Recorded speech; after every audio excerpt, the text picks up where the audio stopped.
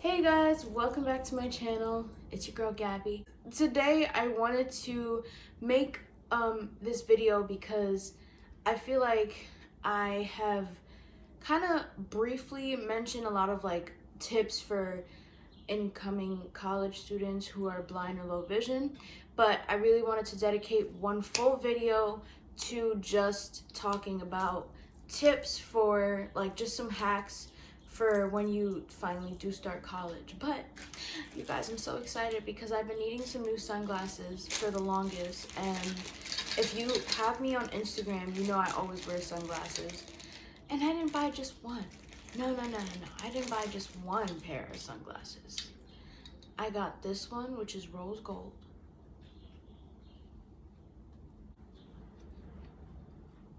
Boom. Some rose gold ones. And then these other pair, I forgot what color it is. My mom had helped me to pick out the color that I wanted, but I don't even remember which one this was. Let's see. We're gonna try these on for you guys. Move my hair.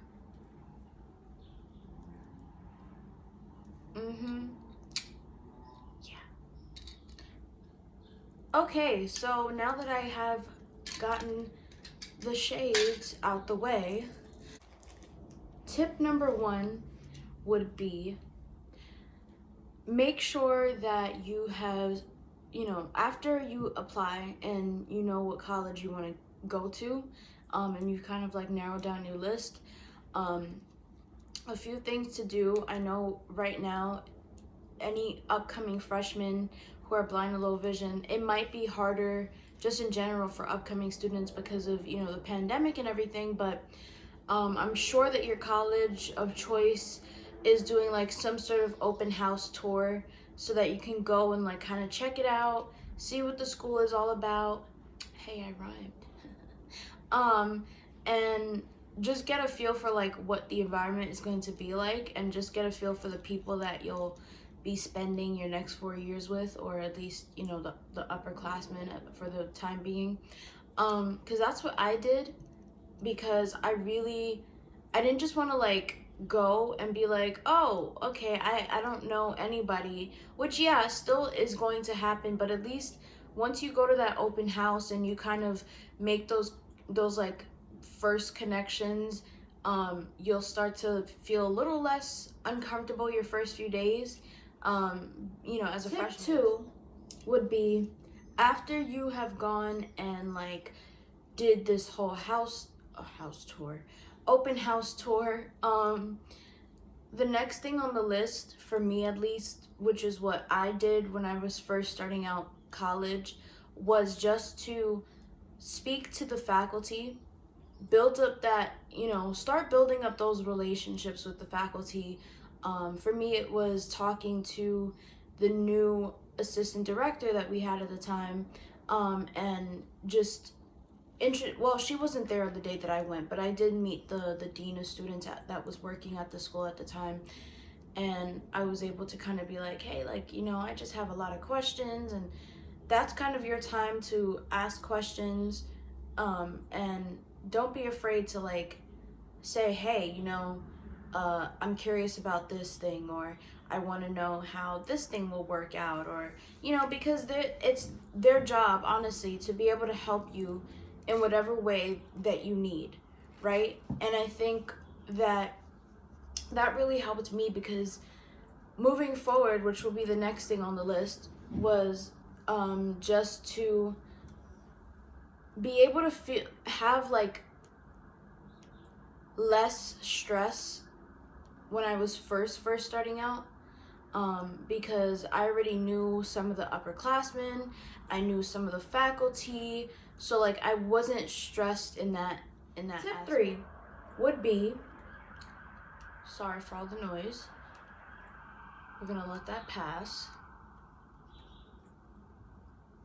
Tip 3 would be to start working. If you know that you have accommodations that you're gonna need moving forward, start speaking to the person that is working in your accommodation office, because the sooner that you are able to get the materials and the things that you're going to need in order to help you your first semester, let's just focus on the first semester. Let's not even talk about the rest of college. Okay, so the first semester, making sure you have textbooks, making sure you have syllabi, making sure you have handouts, worksheets, assignments that are going to be, that you're going to need at least for like the first few weeks.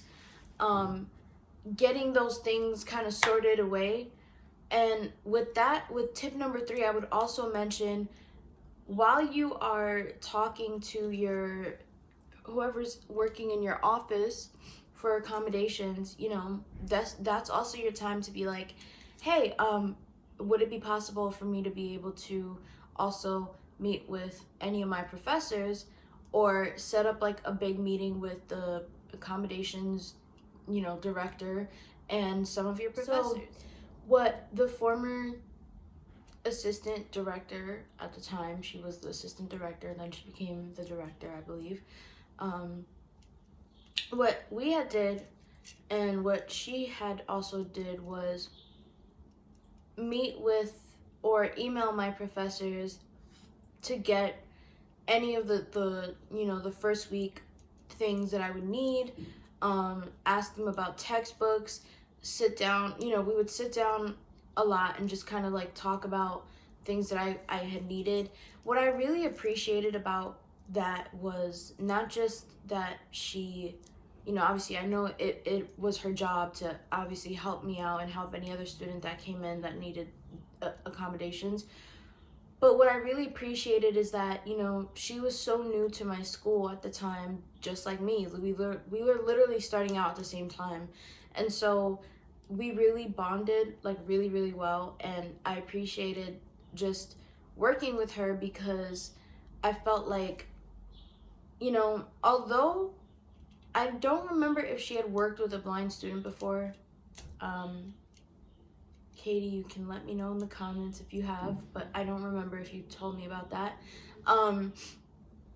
But, when I would talk to her, she wasn't like, oh, I don't know how to assist you, or I can't do that thing for you. I can't, accommodate you in that way.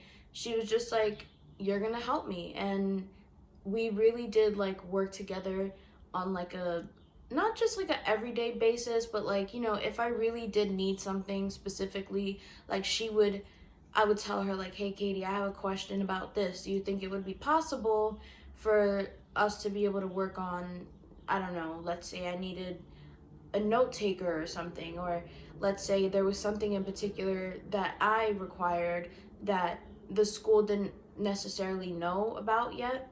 And she would look up any information that she needed. She would sit down with me, we would talk, we would like just have a good conversation about a lot of things. And I really appreciated having her be there with me for my first few years of college, because as I mentioned a while ago in some of my other videos, I was very isolated on campus, and so I would just like hide away in her office, and we would talk about accommodation-based things, but we would also talk about anything else that I wanted to discuss with her. And I think that we were really able to bond, not just because of the fact that like, also because of course like we were both starting out at the same time, and both like kind of figuring out how to move, like just get around and different things with the school. And so she's a really awesome person, and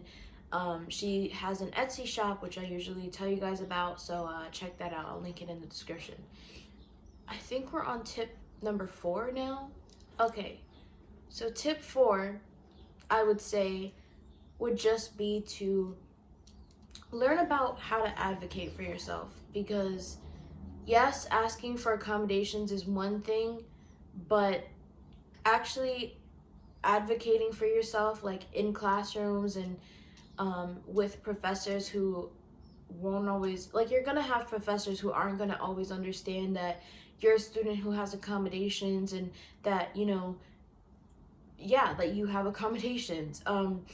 because I had a lot of professors like that, and I still have had a lot of professors like that, even well into my senior year.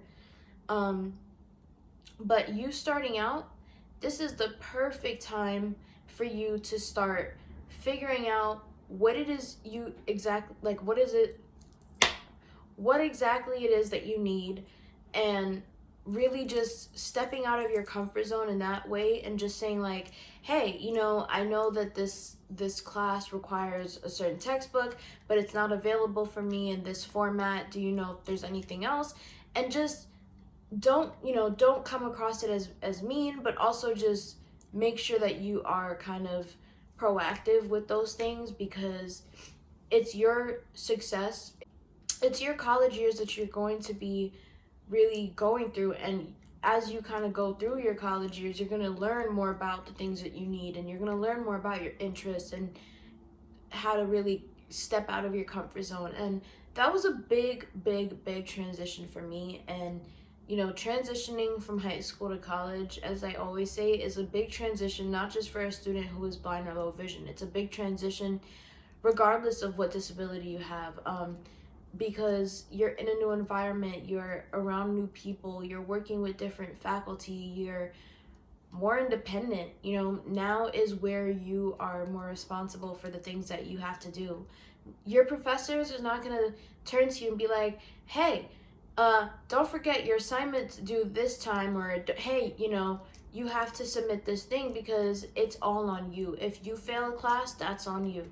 If you choose to skip class 4 times a week, 3 times a week, that's on you. If you choose to not show up to class because you overslept, or you just didn't care about going to class, that's on you. And yes, there will be days where you're just gonna be like, I'm too tired, I don't want to do this. But now is also your responsibility. It's your responsibility to email your professor and say, hey, I need to take a mental health day. I've had to do that a bunch of times, and there's nothing wrong with taking a mental health day to just like focus on the remote from my tripod thing just fell. But there's no harm in asking for a mental health day from your professors, or reaching out to the dean of students to say, hey, I really feel like I'm struggling right now, and I just need to like take a little bit to take a day. That's all you'll, not that that's all you'll need, but just to kind of like de-stress a little bit, focus on like some self-care. Nothing wrong with asking for those, because it's stressful, and college is very stressful. And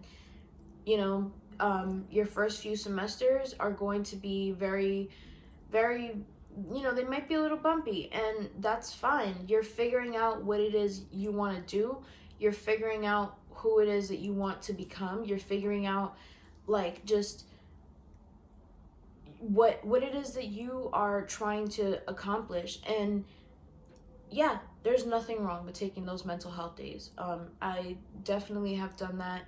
Just emailed my professors or messaged them on Canvas to say, hey, it's been a pretty stressful week, and things are very overwhelming at this time. I just need one day to just kind of like not focus on my stuff, and just kind of take a mental health day. And a lot of them will be very nice about it. I've had some professors that, I'll tell them like, hey, it's been a very, very stressful week, and I need to just take some time. And, they'll be like, yeah, that's understandable, and I completely understand it. And so just, again, it's about building up that kind of like understanding between you and your professor of like, okay, this is me, this is what I require in order to succeed in your class. And just knowing that you both are comfortable, and knowing that you are comfortable with reaching out to them and just communicating with them, because that's really important. Okay, the next thing that I forgot to mention towards the beginning was, for you, if you are a student who is blind, completely blind, or even if you have a little bit of vision, making sure that you have gotten your mobility instructing done. So working with whatever blind resources are available in the state that you live in, and just, again, it's about advocating on behalf of those things. Working with them to say, hey, I'm starting college in a few months, and I really just wanted to go in and kind of like situate and figure out where my classes are going to be, because after you get your schedule and everything, now is the time for you to say, okay, this is obviously if you're in person. I know with COVID, like, things are getting a little bit better, but this is just like, regardless, thinking about those things, because maybe you're doing a hybrid thing, or maybe it is fully in person. So you're going to need to figure out where your classes are, where the cafeteria slash dining hall is, where the student lounges are, where these faculty offices are located. And you're going to feel overwhelmed, because I can tell you, my first few semesters just trying to like get around and navigate and figure out where my classes were, did feel very like, just like nerve-wracking, because you're just like, okay, I'm trying to get to class, I'm trying to be on time, I'm trying to be a responsible young adult, and things just aren't going your way some days. They're just not going to go your way some days. And that's the time where you have to like just take a step back, reorient to yourself, and if you need to, ask for help.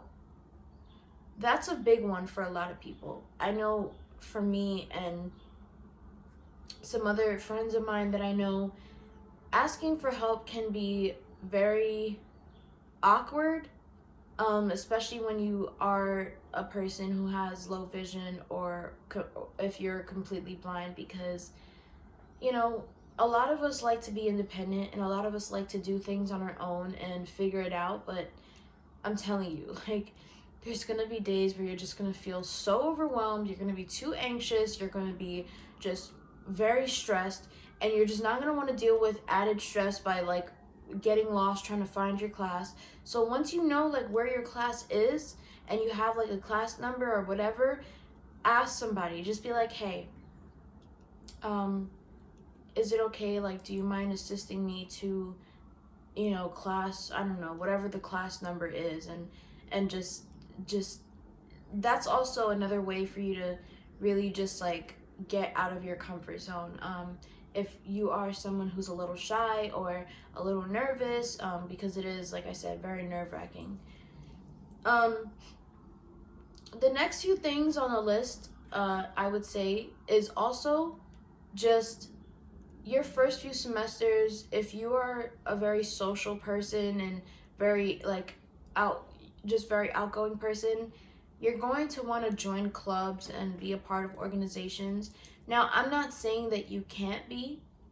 Just remember that you are now starting out at a new college, and everything is new to you. People, campus, faculty, everything is new to you. So what I did, because I wanted to join some clubs at the beginning of college, what I did was my college does like a club fair, and so I went to the club fair and I checked out some of the clubs that I was interested in, and I asked questions, and I was like, hey, I'm a freshman and I really want to join, but it's just been hard like transitioning and trying to get oriented. And everybody was just like, there's nothing wrong with like coming back and joining your next semester when you're a sophomore or whatever. And that's what I did. When it was my sophomore year, that was the time where I really got more involved. I started going to more events and like going to different club meetings and just trying to like connect with people. And as a blind person, it is very like intimidating sometimes, because you'll feel kind of isolated in those situations when you're new and everybody else may be sighted, and it just seems easier to them to just kind of like connect like that without even thinking about it. And I totally get it.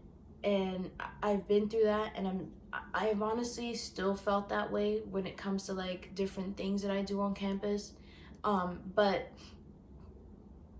again, this is all about like stepping out of that comfort zone of yours and just like taking that leap. Turn to the person sitting next to you, be like, hey, my name is Gabby, or whatever. I'm just using me as an example. And just like start up that conversation. Be like, hey, what's your major? What are you, what are you interested in? Or what clubs have you joined? And just that casual kind of conversation where you are introducing yourself. And there's going to be days where there's going to be people who are not going to want to talk, or they're just going to seem like they're very rude and stuck up because they don't want to talk to you, but they'll talk to somebody else next to them. And I've learned that it's not because of you. And I know that if you're anything like me, you'll be like, oh, that's not true. That it is because of me. But no, it's not because of you. It's because when people see you are a person with a disability, they themselves feel intimidated. How do I talk to this person? How do I, approach them? And over time, you'll find that there'll be people that will understand, like, you're a normal person. You're just like everybody else in your classroom. It's just, you have other things that you need help with. And you'll find those people that you're going to be like, okay, like, these are the people that understand me. These are the people that, like, accept me and make me feel like just one of them. And I found that in some of my friends. One of them, they're actually triplets, but the two girls that go to my school have definitely, like, when I hang out with them, I don't feel like I'm a burden on them. And I've talked about in this video up on your screen and linked in the description, I've talked about how it's hard for me when it comes to social things, and it's hard for me when it comes to, like, feeling like you're a burden on people and just adding extra responsibility to somebody. And I've explained this to my friends, and I've said, like, I hope that like, I'm really grateful because they never make me feel like I'm too much to deal with. And you don't need that in your life, okay? Girl, you don't need that in your life. You don't. You need people who are going to make you feel comfortable, people who you're going to feel safe with, people that are going to accept you wholeheartedly for the person that you are. Because I may not know you personally, but you're a beautiful person, okay? And you don't need negative people. And yeah, you might have some toxic friendships, but you know where you could put those toxic friendships? Out the window. Get rid of them. You don't need those fake people, those petty people. You don't need that. And damn near 4 years to figure out that I don't need toxic friendships. I don't need fake friendships. I don't need people in my life who aren't going to be supportive. I need people who are going to hang out with me and help me if I need it without feeling like I'm too much to deal with. So you will find that, but like I said, this piece of advice right here is just like, yeah, there's nothing wrong with you joining some clubs, but again, I would say wait it out just a few semesters, at least until you're like a sophomore. But again, it depends on like your level of like comfortability in the school and around the people that you're with. If you feel like by your second semester of freshman year, and wow, that plane is very loud. If you feel like by your second semester freshman year, you're like, okay, I'm good to go. Let's just like join these clubs. Let's join these organizations. Get involved. You do you, okay, boo? You do you. So yeah, I would also like to mention that if you require like certain technology, you can check out this video right here up on your screen and linked down below. And I just kicked the tripod, I apologize. And that will give you some information on like what you would need in order to kind of go through college and to start out. And I'm sure whatever blind resources are available where you live, you can speak to them about things that you require. And if you know that you need technology, like you need an iPad or you need a computer or you need a magnifier glass, what are they called? The magnifiers? If you need one of those, I'm sorry. Just kind of getting that done right before, like way before you start college. If you know you're starting college, I don't know, next August, you better start like doing your tech stuff in like February, January, because these things, they take a while, and it takes a while to get the things that you need. Like if you need computer, if you need you know, a printer, and also for dorming, just like taking care of those things way before you, which I know for college, like you have to take care of the dorming stuff before you actually kind of start. So yeah, I hope that this was a very informative video for you guys. If you have any questions, let me know in the comments, and be sure to check out these videos if you've missed any of them. Make sure to subscribe for more content, comment, share, hit the notification bell so that you don't miss any future videos, and I'll see you guys next time. Bye!